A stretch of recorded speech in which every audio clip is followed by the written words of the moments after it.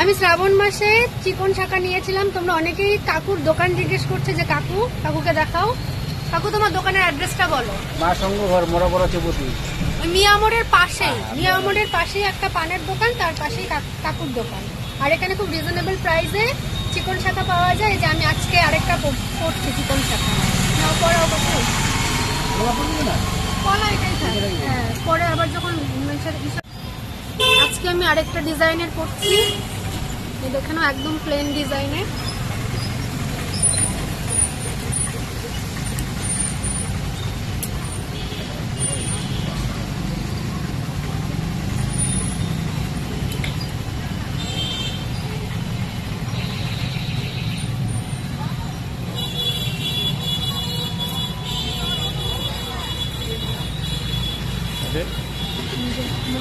design